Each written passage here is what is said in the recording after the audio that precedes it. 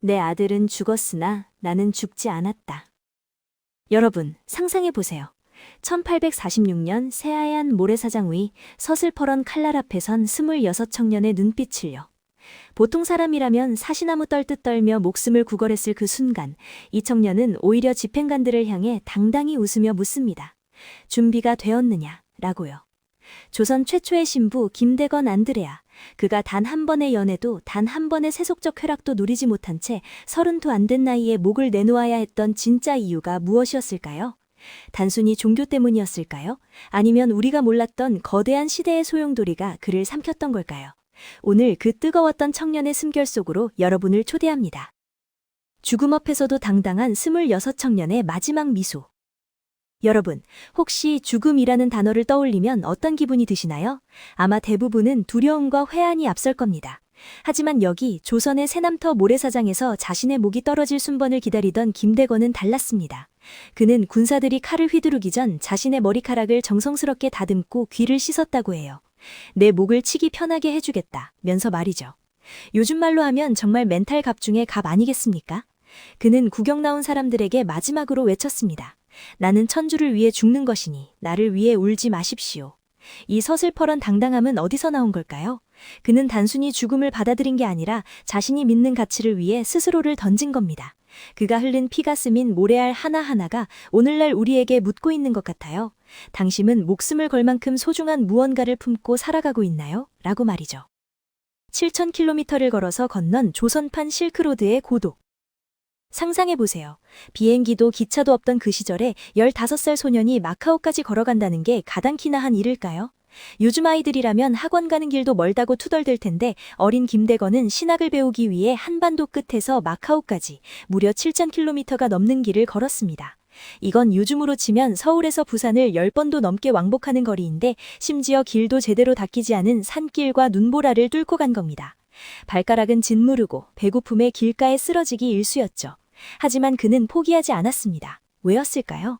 그를 움직인 건 단순히 지식에 대한 갈망이 아니라 억눌린 조선 민중들에게 새로운 세상을 보여주고 싶다는 뜨거운 사랑이었습니다. 길 위에서 마주친 수많은 굶주린 이들의 눈망울이 소년 김대건을 청년 투사로 성장시킨 셈이죠. 여기서 잠깐, 영상이 마음에 드신다면 구독과 좋아요 아주 짧게 부탁드릴게요. 당신을 위해 내 모든 것을 바칩니다. 김대건의 거룩한 연애. 김대건 신부님 하면 흔히 엄격한 성직자 이미지만 떠올리시죠? 하지만 그에게도 아주 절절한 사랑이 있었습니다. 물론 우리가 생각하는 남녀 간의 에로틱한 사랑은 아니었지만 그는 신이라는 절대적 존재와 열렬히 연애했던 로맨티시스트였습니다. 그가 남긴 편지들을 보면 정말 애절합니다. 마치 멀리 떨어진 연인에게 보내는 연서처럼 보고 싶습니다. 그립습니다. 당신을 위해 제 목숨을 기꺼이 바치겠습니다. 라는 고백이 가득하거든요. 당시 유교사회에서 부모에게 효도하고 대를 잇는 게 최고의 가치였던 시절 모든 세속적 사랑을 끊고 보이지 않는 존재와 사랑에 빠진 이 청년의 모습은 요즘 청년들이 명품이나 코인에 집착하는 것과는 차원이 다른 고결한 광기마저 느껴집니다. 조선의 007인 첩보전을 방북하는 잠입작전. 여러분, 김대건 신부가 사실은 엄청난 전략가이자 스파이 같은 면모가 있었다는 사실 알고 계셨나요? 당시 조선은 서양인이 들어오는 것을 철저히 금지하던 쇄국 정책의 시대였습니다. 김대건은 서양 신부들을 입국시키기 위해 서해안의 조류를 잇고 어부들로 변장해 비밀 항로를 개척했습니다.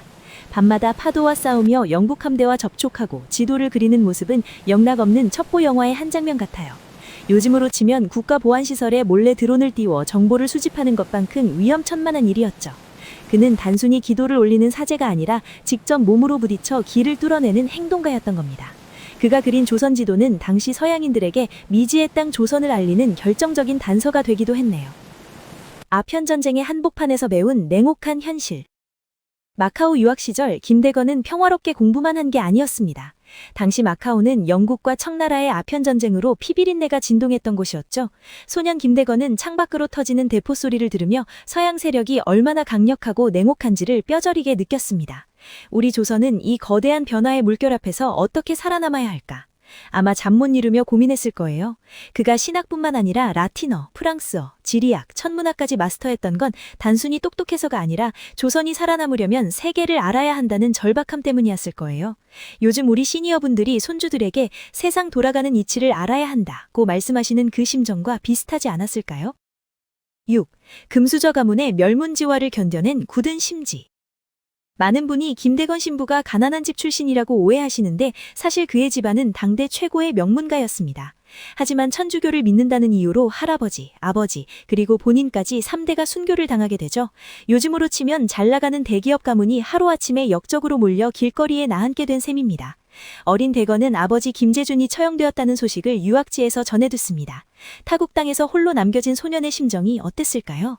엉엉 울며 고국으로 돌아가고 싶지 않았을까요? 하지만 그는 슬픔을 분노로 바꾸지 않고 용서와 헌신으로 승화시켰습니다. 가족의 죽음을 헛되게 하지 않겠다는 의지가 그를 다시 일으켜 세운 것이죠. 조선의 최초의 글로벌 엘리트가 맞닥뜨린 벽. 여러분, 김대건 신부가 사실은 조선 역사상 가장 먼저 서양 학문을 완벽하게 섭렵한 글로벌 인재였다는 사실 알고 계셨나요? 그는 5개 국어에 능통했고 서양의 신무기와 과학기술에 대해서도 해박했죠. 만약 당시 조정에서 그를 알아보고 외교관으로 썼다면 우리나라의 역사가 바뀌었을지도 모릅니다.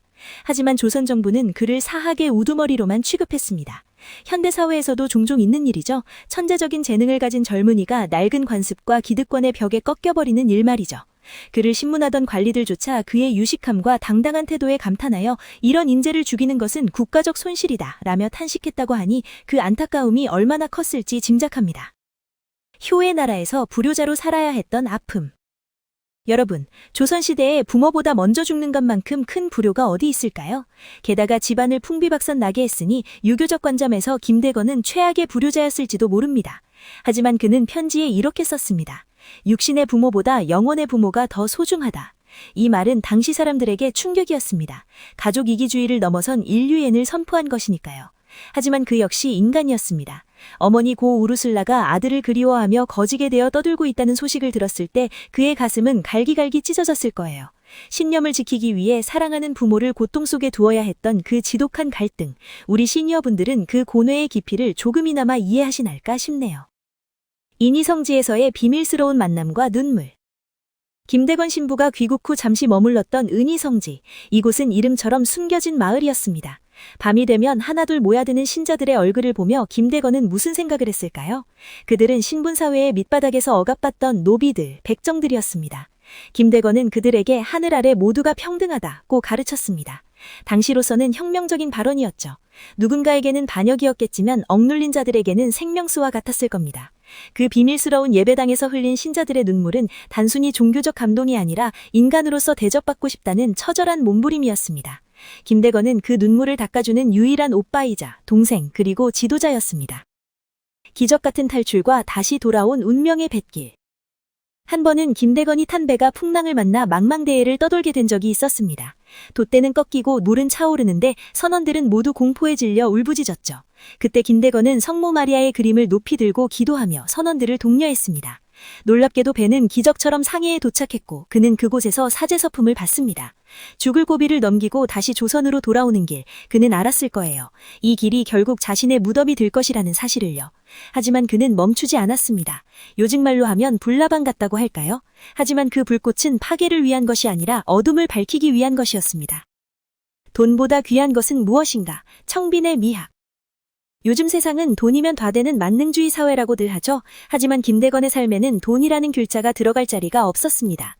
그는 유학 시절에도 늘 굶주림에 시달렸고 귀국해서도 허름한 옷 한 벌로 버텼죠. 그에게는 더 큰 가치가 있었습니다. 바로 자유와 평등이죠. 그는 자신이 가진 지식과 에너지를 오로지 타인을 위해 썼습니다.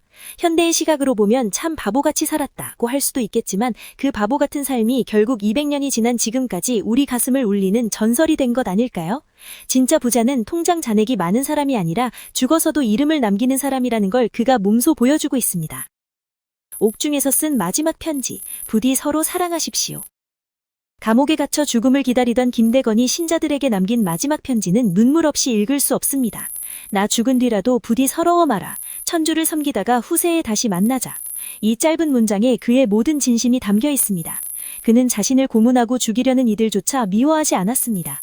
오히려 그들을 불쌍히 여겼죠. 이것이 바로 성인의 품격일까요? 좁고 차가운 감옥바닥에서 떨면서도 그는 밖의 사람들을 걱정했습니다. 서로 화목하고 사랑하라는 그의 마지막 당부는 오늘날 갈등과 혐오가 가득한 우리 사회에 가장 필요한 백신이 아닐까 싶네요. 김대건 신부의 키는 170cm였던 의외의 신체 비밀. 여러분, 당시 조선 남자들의 평균 키가 160cm 정도였다는 사실 알고 계셨나요? 그런데 김대건 신부의 유고를 조사해보니 키가 무려 170cm가 넘었다고 해요. 요즘으로 치면 185cm 이상의 장신 모델 같은 체구였던 거죠. 게다가 서양 학문을 배워 눈빛이 형령하고 목소리는 낭낭했다고 전해집니다. 외모부터 지성까지, 담력까지 무엇 하나 빠지는 게 없는 완벽남이었던 셈이죠. 이런 멋진 청년이 피를 흘리며 사라졌을 때 구경하던 백성들이 얼마나 안타까워했을지 상상이 가나요? 아이고, 저 잘생기고 똑똑한 젊은이가 무슨 죄라고 하며 몰래 눈물을 훔쳤을 어머니들의 모습이 눈에 선합니다. 200년 만에 돌아온 성인, 유네스코가 인정한 가치. 세월이 흘러 2021년 유네스코는 김대건 신부 탄생 200주년을 기념해 그를 세계 기념인물로 선정했습니다. 단순히 특정 종교의 성인이 아니라 인류 전체가 본받아야 할 평등과 박애의 상징으로 인정한 것이죠. 조선의 작은 마을에서 태어난 아이가 전 세계가 기리는 인물이 되기까지 그 과정은 결코 순탄치 않았습니다. 하지만 진실은 가린다고 가려지는 게 아니더군요. 칼날에 목이 잘렸던 청년은 이제 전 세계인의 마음속에서 영원히 죽지 않는 별이 되었습니다. 내 아들은 죽었으나 나는 죽지 않았다는 그의 예언이 현실이 된 겁니다. 마지막으로 그의 뿌리를 살펴볼까요? 김대건은 1821년 충남 당진의 솔매라는 곳에서 태어났습니다. 솔매는 소나무가 우거진 산이라는 뜻인데 그 이름처럼 그는 비바람에도 굴하지 않는 푸른 소나무 같은 삶을 살았습니다. 그의 증조할아버지 김운조, 할아버지 김택현, 아버지 김재준에 이르기까지 이 집안은 대대로 신앙을 위해 목숨을 걸었습니다. 4대에 걸친 순교자가 나온 집안. 이건 세계 역사상으로도 유래를 찾기 힘든 기록입니다. 그 뜨거운 비가 김대건이라는 꽃을 피워낸 것이죠. 비록 꽃은 일찍 졌지만 그 향기는 200년이 지난 지금 우리 곁에 더욱 진하게 남아 있습니다. 여러분, 오늘 김대건이라는 한 청년의 불꽃 같은 삶을 함께 들여다봤는데 어떠셨나요? 30도 안 된 젊은 나이에 세상을 떠났지만 그가 남긴 사랑과 용기라는 유산은 우리 삶에 큰 질문을 던집니다. 우리는 지금 무엇을 위해 살고 있는가? 자, 이 뜨거운 이야기가 여러분의 가슴 한구석을 따뜻하게 적셨다면 좋겠습니다. 다음에도 더 깊이 있고 흥미로운 인물 이야기로 찾아올 테니까요. 그때까지 모두 건강하고 평안하시길 바랍니다. 다음에 다시 만나요.